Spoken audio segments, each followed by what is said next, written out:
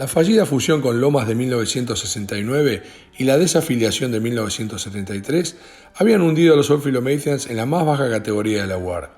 Allí se practicaba un rugby rústico e incluso por momentos desleal, que era la antítesis del rugby colegial al que estaban acostumbrados los alumnos del St. Albans College.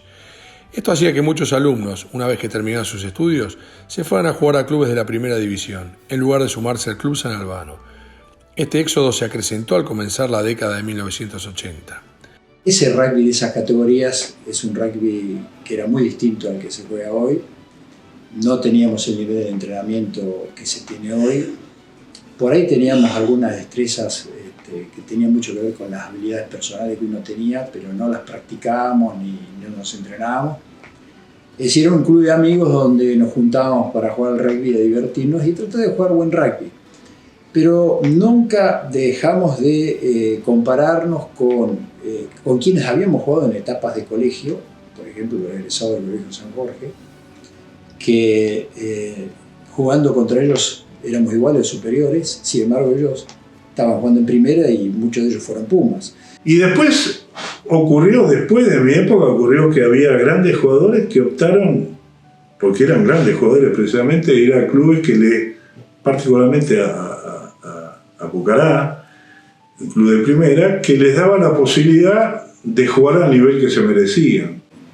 En mi caso y otros que jugaban conmigo en esa época eran muy buenos jugadores, realmente muy buenos, y siempre decimos que fulano, mengano, podría haber sido también Puma, etcétera, etcétera, si hubieran ido a parar a un club de primera.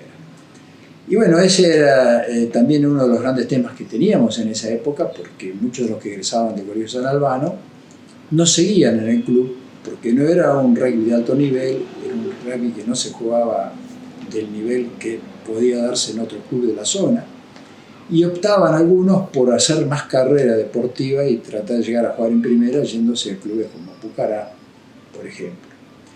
La realidad es que fue un masazo, porque se fueron 6 o 7, algunos se fueron a jugar porque vivían en el norte, a jugar en el norte, y terminaron jugando todos en primera división.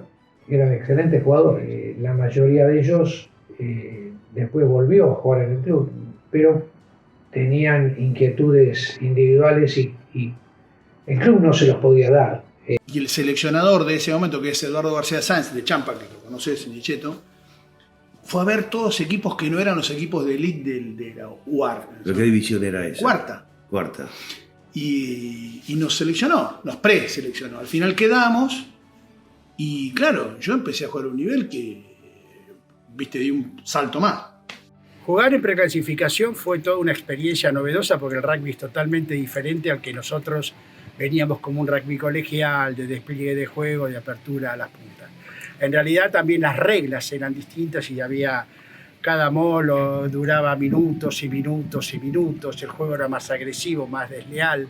El árbitro, digamos, no es que eran permisivos, sino que los linemen eran de los clubes, entonces todo lo que pasaba en un touch, si era tu lineman, se dejaba pasar, y si era el del otro, te podían hacer cualquier cosa. Y la realidad es que después de todo ese año que tuvimos mucho rugby de club, mucho rugby de colegio, quinto año, muy fuerte también, y invicto y qué sé yo, al año siguiente apareció la nada, porque dejamos el colegio, toda la efervescencia de la gira del 80, 81, que fue bárbara, y yo personalmente me encontré con que tenía que tomar una decisión. Las canchas eran horribles.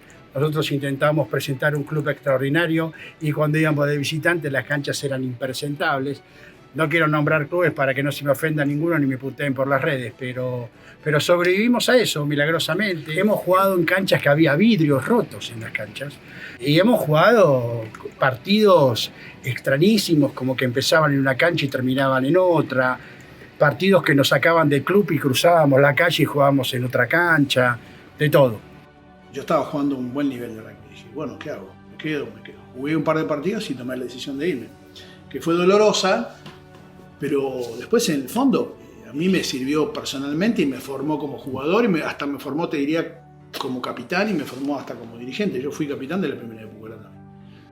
Creo que tenían aspiraciones de jugar en un nivel superior y nosotros y el club. Yo como entrenador y en el club en ese momento no teníamos la capacidad para entrenarlo. Ellos querían algo mejor y lo lograron.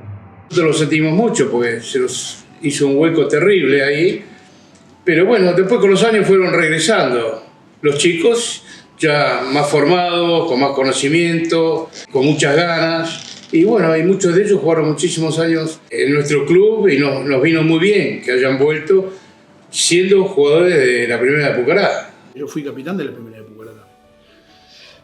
Y aprendí mucho y me relacioné mucho, y esas relaciones después, con el tiempo, se tradujeron en que varios entrenadores que yo tuve en Pucará, Cachito, Negro Vuela, Carbone, Néstor y sobre todo Hino, vinieron al club.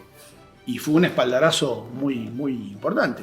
Eso nos hizo crecer mentalmente, nos hizo crecer rugbyísticamente.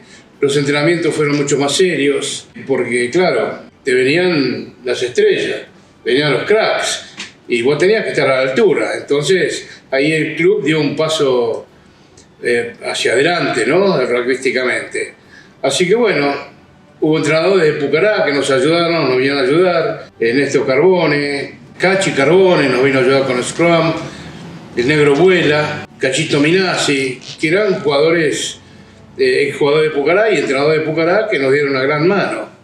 Y en un momento, los que se fueron empezaron a volver, trayendo todo lo aprendido en las divisiones mayores de la UAR.